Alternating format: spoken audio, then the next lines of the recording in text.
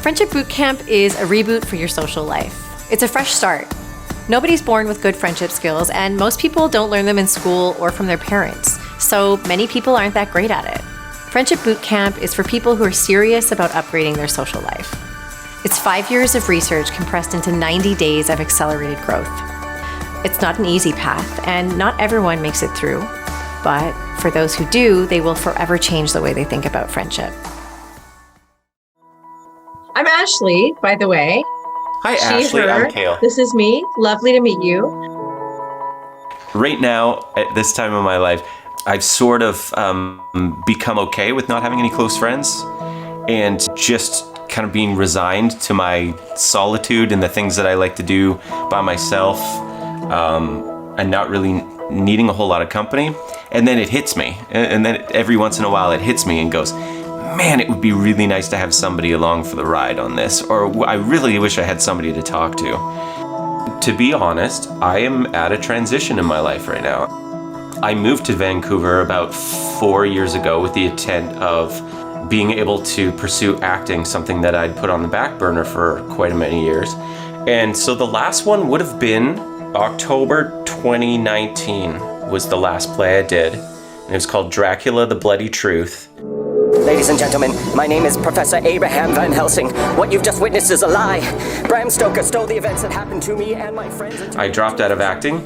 I had an anxiety attack due to one of a very important acting workshop with a very important Hollywood director with a lot of other people on the Zoom call. That also with an injury, work-related injury, and not being able to work anymore, I found myself in the winter of 2021 without a job, without a hobby, without any friends, and wondering, what the heck am I doing here? My first session with Kale started as all first sessions do. We identified his challenges to work on. We identified some of his interests where he can meet potential friends, and we're going to apply the friendship process to these interests. The friendship process can be broken down into 3 stages: finding potential friends, the friendship audition process, and maintaining and deepening friendships. The goal is to meet interesting people that make a good impression on you, see if they're a good fit for you, then make the time to maintain this friendship.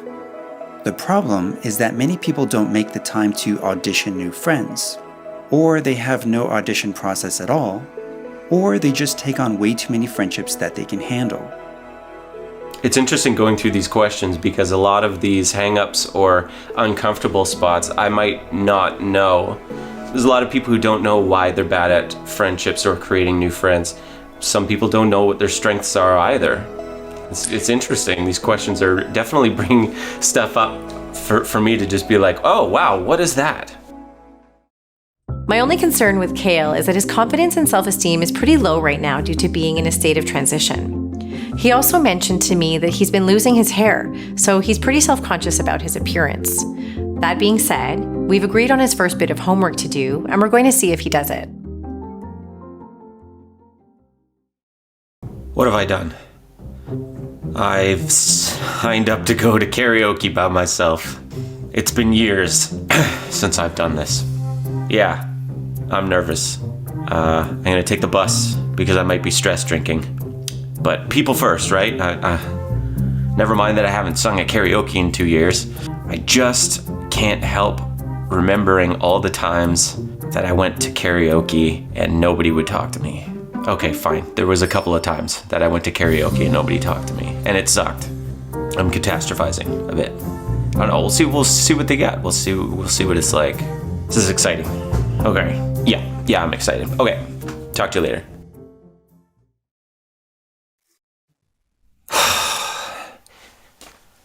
It started raining. I drove instead. I got there, walked in the door, and found out it's a Legion. You gotta take your hat off at a Legion. You guys, I am not ready to be the bald guy. It might seem incredibly vain to you guys, but I had hair for a lot of years. I don't now. It's been a week. Not since high school have I had to deal with not being able to wear a hat for comfort. And now when I'm feeling my most vulnerable without hair, I can't. On my first time getting out after this 2 years of pandemic nothing. Everyone gets their confidence and self-esteem from somewhere.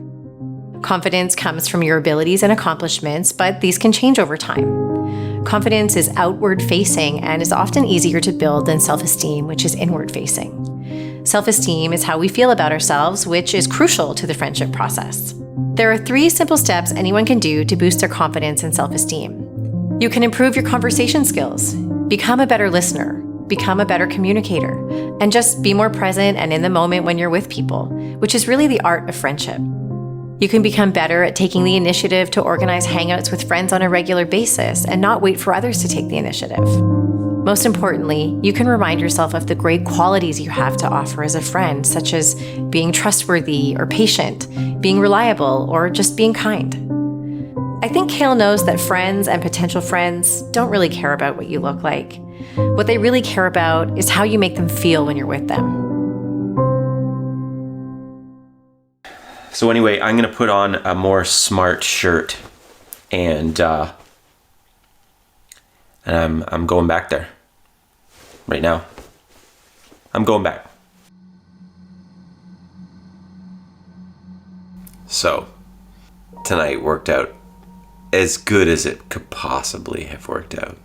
Getting back into the groove of things that you're used to, going to a bar, singing karaoke, you're getting a sense of the place, you're sort of noticing some people that are regulars. So I'm sitting at the bar, and then I go up to sing my song, I head by a sentry, and I was not on my game. It's been 2 years. My voice is shot. I honestly didn't expect the amount of personal interaction. I came back to the bar and 2 guys said, "That is a hard song to sing. Kudos to you. Fantastic," and started up a conversation. And we started talking about 90s music, which is my forte, and we bonded. 2 guys, Anthony and Carl, and they both, when I started to vibe with them a little bit closer, voluntarily gave up their phone numbers. Not just like Facebook or let's hook up on Instagram. It was phone numbers. We're regulars at this bar. We want to see you again. Very validating. Very, very cool. Really neat guys. Anyway, they were really my types of people. Made me feel welcome in this place. The fact that these guys would interact with me, even though I've got no hair, I'm wearing these glasses, I just really appreciated it. Being out of the game for so long, you sometimes forget how awesome people are. People are awesome. Okay, so I just got back from Tuesday night drum circle at Stanley Park, and it was pretty wild. When I got there, it was small, and then it got bigger and bigger and bigger until it was like this huge party. Got a little overwhelmed, but it was good. Met a couple good friends, hopefully, and we'll definitely go again.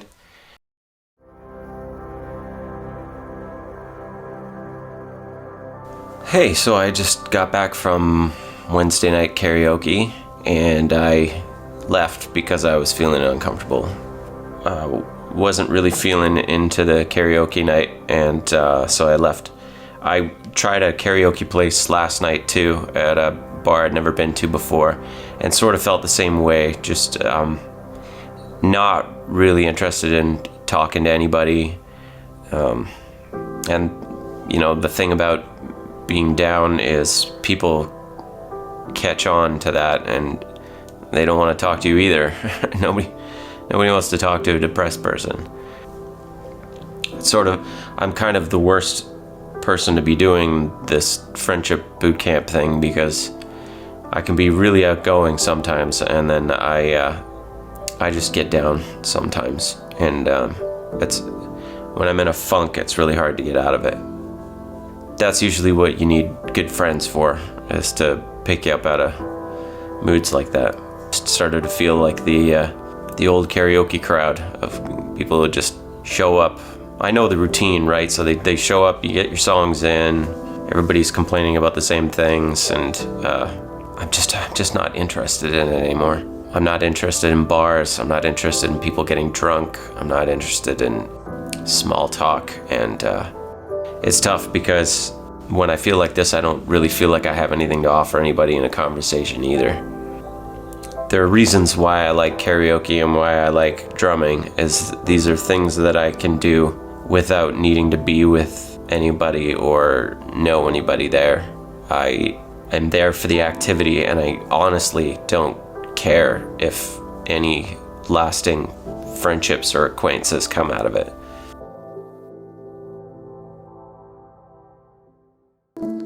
Most people get depressed during the friendship process. It's completely normal. The trick is to build resilience, to build inner strength so you can bounce back and avoid burnout. The first thing you can do is start keeping track of your emotions so you can understand the shape of your depression. How long does it usually last? What usually triggers it? And what usually helps you get out of it? The second thing you can do is to have the right mindset so you can pace yourself and manage your expectations. There's the rock climbing mindset and the hiking mindset. Both pathways get you to your destination. But with the rock climbing approach to friendship, you put a lot of pressure on yourself to make friends quickly. Where every move you make has to produce results, and where every potential friend you meet has to turn into an actual friend. So there's much more of an emotional risk and feelings of rejection involved, and you often feel alone with this approach. With the hiking approach to friendship, it's a slow and steady pace where you see the friendship process as an adventure, where it's an opportunity to reconnect with who you are, what you're all about, and who would be a good fit for you to join you on your journey.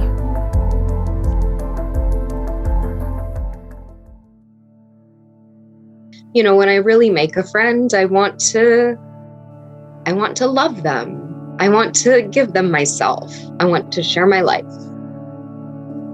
I used to be a funeral director, so in funeral directing, it kind of encompassed everything. It had that science aspect, but it had that deep emotional aspect of grief and what does a person mean to somebody and what does it mean to lose somebody that you really love.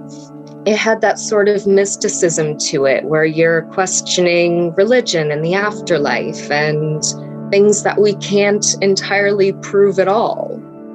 I have had,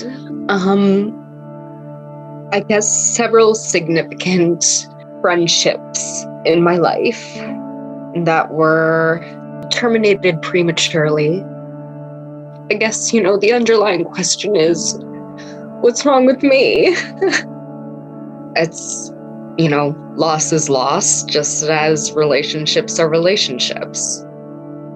You lose a friend, you feel like you've lost them to the world.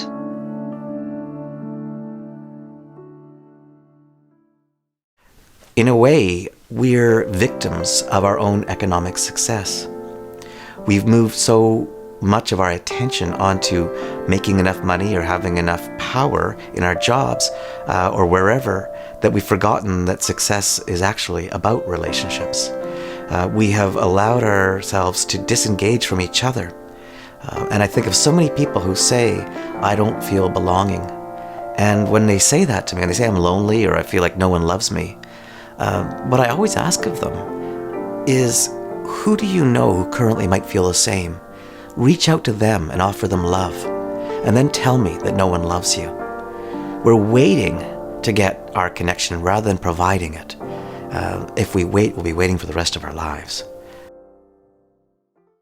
I was at the beach that day, and I came down after work. I rode my bike. Friday night, so we had our regulars. We were all sitting at a table. It was probably 6 of us. I saw Kale, and he sang a Tragical Hip song. He was wearing a Tragical Hip shirt, and I just said, "Hey, that was really good. Do you come here often?" And I guess he lived a couple blocks away, so he's a genuine guy. That's what I like the most about him. He's just, what you see is what you get. I love it. You know what I love about Andrew? Andrew calls me on the phone. Hey man, what are you doing? You know, I love that. Nobody does that anymore. Yeah, I kind of lucked out with Andrew. He showed up just at the right time. Even my mom thanks God for this guy. Yeah, she said, I think she prayed and just, "Thank you, Jesus, for bringing me Andrew," or something. Without this process, it could have been very complicated and daunting and discouraging. For me, it was great because it brought organization to the chaos. I was pretty scared to get out there again and start talking to people and being around people. I don't feel that way anymore. I think that's what Friendship Bootcamp has given me, is just a lot of options, so that it doesn't all feel so overwhelming anymore. There are steps to these things, and sometimes you have to be patient with yourself. There's a lot of important things going on in my life right now, but I'm really heartened to know that my friends can be a part of that it doesn't have to be one thing or the other. It doesn't have to be my life and my whole situation, or friendship and fun. You know, one can sort of lift up the other. So through this process, what do you think are the biggest strengths that you've developed? A really, really big one was just getting over my fear of getting out. You might not believe that about me, but I was stuck in a rut for a long time. Most of us, we're all just bouncing around looking for permission to do what we love, or to try new things. Also, the process has helped me foster a staunch supportiveness of my values and passions, fostering a relationship with myself. Sometimes we need permission for that too. And making close friends is what gives us that permission to love ourselves. It shouldn't be that way, but most of us, we need to see something before we can believe it. You can have these this momentum of good people in your life that it makes it easier to be alone. It's like you can tell yourself in moments of solitude that, hey, the jury is in, man. You're a good guy. You're fun to be around. And eventually you start to believe it.